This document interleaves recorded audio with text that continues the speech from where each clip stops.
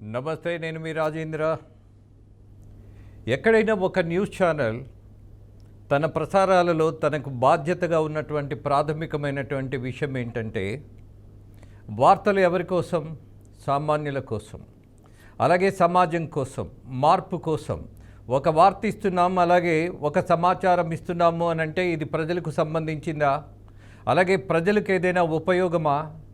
లేదా ప్రజలను అలర్ట్ చేసినటువంటి విధానమా? ఎప్పటికప్పుడు రాజకీయమైనటువంటి వార్తలు, వివాదాలు, వాటితో పాటు దాన్ని మించినటువంటి ఒక సామాజిక బాధ్యత మీడియాకు ఉంటుంది. ఆ బాధ్యతలు మరి మనము కొన్ని విషయాలు మర్చిపోతున్నామా? వదిలేస్తున్నామా?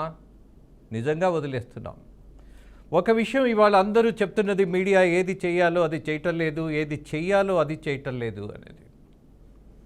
ఏది చెయ్యకూడదు అది చేస్తోంది, ఏది చెయ్యాలో అది చేయటం లేదు అని.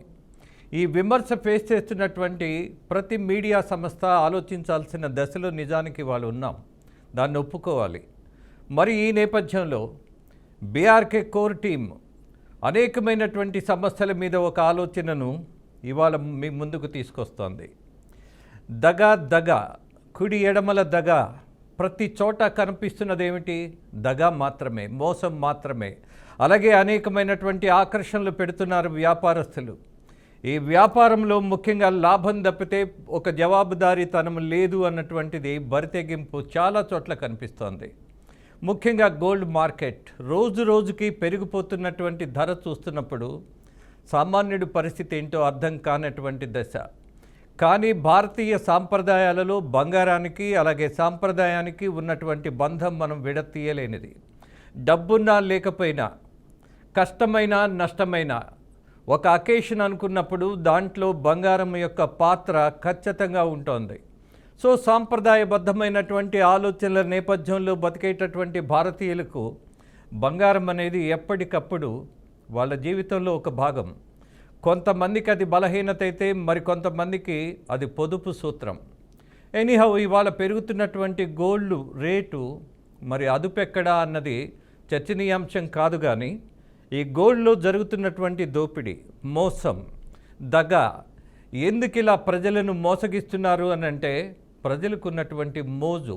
ఎక్కడైతే మానవ బలహీనత ఉంటుందో ఆ బలహీనత మీద వ్యాపారం చేయడం అనేది అత్యంత సులువైనటువంటి మార్గంగా వ్యాపారస్తులు భావిస్తారు. ఇందులో భాగంగా ఇవాళ 2 తెలుగు రాష్ట్రాలలోనే కాదు, భారతదేశంలో అలాగే భారతదేశం నుంచి వెళ్ళి విదేశాల్లో కూడా బంగారం వ్యాపారం చేస్తున్నటువంటి అనేక కార్పొరేట్ కంపెనీలు చేస్తున్నది వ్యాపారమా, దోపిడీనా, లేకపోతే స్కామా, స్కీమా? స్కీమ్ పేరుతోటి స్కామ్ చేస్తున్నారా? దీని మీద మనం ఆలోచించి చర్చించాల్సిన సందర్భం వస్తుంది. This is the high time. Because బంగారం ఎప్పుడు కొంటారు? ఎస్, ఒక అకేషన్కి. దట్టు దీపావళి అనగానే బంగారం కొనడం అనేది కూడా ఒక అలవాటుగా మార్చారు. అలాగే అక్షయ తృతీయ అని మన చిన్నప్పుడు ఎప్పుడూ లేదు, మరి ఇప్పుడు ఎందుకు వచ్చింది? ఎస్, కార్పొరేట్ కల్చర్లో మానవ బలహీనతలను పెంచడం ఎలాగో ఆలోచన చేసేటటువంటి ఒక సెక్షన్ ఆఫ్ టీం ఉంటుంది. ఆ టీం చేసేటటువంటిది ఏంటి? ఎస్, మీడియా బేస్గానే అక్షయ తృతీయలో గోల్డ్ కొనకపోతే ఎంతో నష్టపోయినట్టు, ఎంతో కోల్పోయినట్టు. ఈ బాధ మామూలు విషయం కాదు. ఎందుకు కొనాలి గోల్డ్ అని అంటే, దానికి తోడు జాతక చక్రాలు చెప్పేవాళ్ళు, అలాగే గోల్డ్ కొంటే వచ్చేటటువంటి అనేకమైనటువంటి శుభ సూచికలతో పాటు అనేక సక్సెస్లు ఉంటాయని ఒక గుడ్డి నమ్మకాన్ని పెంచినటువంటి వ్యవస్థ ఇవాళ బంగారు వ్యాపారస్తులు కూడా తోడుగా నిలబడుతోంది మోసం చేయడానికి. మోసం ఎలా చేస్తున్నారు? ఎస్, నేను అందరూ మోసం చేస్తారు అని అంత అడ్డగోలుగా చెప్పబోను. బట్ మోసం చేస్తున్న వాళ్ళు అధిక శాతం ఉన్నారు. ఎలా? తరుగులో మోసం, అలాగే వేస్టేజ్లో మోసం, అలాగే క్వాలిటీలో మోసం, అలాగే తూకంలో మోసం. అలాగే ఇవాళ అనేకమైనటువంటి పరీక్షలు జరిగిన తర్వాత మాత్రమే ప్రొడక్ట్ బయటకు వస్తుందంటారు. కానీ ఆ పరీక్షలు ఎంతవరకు నిజం? అందులో ఉన్నటువంటి నిఖార్సైనటువంటి తీరేంటి? సంహౌ వీటన్నిటిని మించి కొన్ని స్కీములు ఇవాళ బంగారం వ్యాపారస్తులు చేస్తున్నటువంటి మొట్టమొదటి మోసంగా ఇవాళ అనేకమైనటువంటి ఆధారాలు సేకరించిన తర్వాత వి డిక్లేర్డ్ దాట్ ఏమని, ఏ స్కీమ్ అయినా సరే స్కామ్గా మారుతున్నది అన్నది మాత్రం వాస్తవం. కొన్ని విషయాలలో మనము కొన్నిటిని గుర్తు చేసుకుందాం. అగ్రి గోల్డ్, అలాగే హీరా గోల్డ్, అభయ గోల్డ్, ఇలా అనేకమైనటువంటి కంపెనీలు పుట్టుకొచ్చి జనాన్ని మోసం చేశాయి. మీరు డబ్బు ఇస్తే చాలు, మీరు పెట్టుబడి పెడితే చాలు, మీరు వాయిదాలు కడితే చాలు, లేదా మీరు డిపాజిట్ చేస్తే చాలు, ఇదిగో ఇంత ఆదాయం మీకు కలిపి ఇన్ని రోజుల్లో ఇస్తామని చెప్పి మోసం చేసినటువంటి పరిస్థితుల్లో బలహీనంగా కుంగిపోయి చావుకి కారణమైనటువంటి ఈ స్కీములకు బలైంది ఎవరు? సామాన్యులు. ఇవాళకి కూడా అగ్రి గోల్డ్కి సమాధానం లేదు, ఆ సమస్యకు పరిష్కారం లేదు. నిజానికి అగ్రి గోల్డ్కు సంబంధించినటువంటి ఆస్తులు అమ్మితే ఇవ్వాల్సిందే చాలా తక్కువ ఉంటుంది, కానీ ఆ పని జరగల. ఇందులో రాజకీయం కూడా ప్రవేశించింది. నాయకులు ఆశపడ్డారు ఎలా దోచేయాలి అని.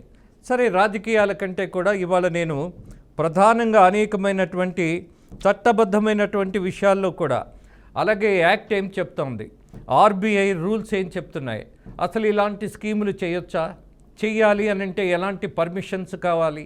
ఇవాళ ఒక చిట్ ఫండ్ కంపెనీ నడుపుతున్నారు అని అంటే దానికి ఒక పద్ధతి ఉంది. అలాగే ఇవాళ గోల్డ్ కంపెనీలు చేస్తున్నటువంటి దగ, మోసం, కుట్ర ఎలా అని ఆలోచిస్తున్నటువంటి జనానికి ఇవాళ ధైర్యం చెప్పాల్సిన పరిస్థితి వచ్చింది. కారణం ఏంటి? మీరు ప్రతి నెల కడితే, కొంతమంది అయితే మరొక గమ్మత్తు కూడా చెప్తున్నారు, మీరు 11 నెలలు కట్టండి, 12వ నెలది మేమే కడతాం, కలిపి మీకు గోల్డ్ ఇస్తాం. ఇదొక మోసం. అలాగే మీరు 12 నెలలు గోల్డ్కి వాయిదాలు కడితే 12వ నెలలో మీకు ఆ రోజు గోల్డ్ రేటు ఎంత ఉన్నా సరే ఆ రేటే మీకు మీ డబ్బులతో కొనిస్తాం.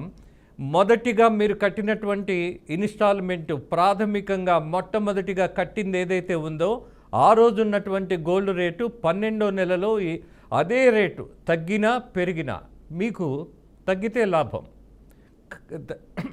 ఎవరికి? కంపెనీకి. పెరిగితే ఎవరికి లాభం? కస్టమర్కి. సహజంగా గోల్డ్ పెరుగుతుంది కదా అని ఆశపడుతున్నటువంటి సామాన్యుడు ఇక్కడే బొక్కబోర్లా పడుతున్నాడు.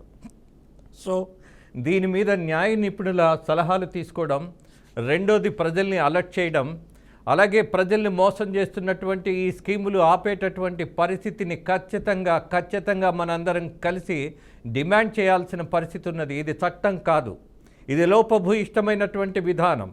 అందులో ఆర్బీఐ దగ్గర నుంచి అనేకమైనటువంటి దర్యాప్తు సంస్థలు తీసుకొచ్చినటువంటి సంస్కరణలు ఏమి అనంటే, ఈ గోల్డ్ కంపెనీలలో ముఖ్యంగా మీరు ఇన్స్టాల్మెంట్ కట్టేటటువంటి విధానం ఏదైతే ఉందో తీసుకోవడం నేరం, కట్టడం కూడా నేరం అనే చట్టం చెప్తోంది అని అనేక మంది న్యాయ నిపుణులు చెప్తున్నటువంటి నేపథ్యంలో ఇవాళ దీని మీదే చర్చ. ప్రజల్లో పూర్తిగా దీని మీద అవగాహన పెంచాల్సిన బాధ్యత ఉన్నది. ఈ ఒక్క కార్యక్రమంతోనే ఈ గోల్డ్ మోసానికి సంబంధించిన కార్యక్రమం ముగిసిపోదు.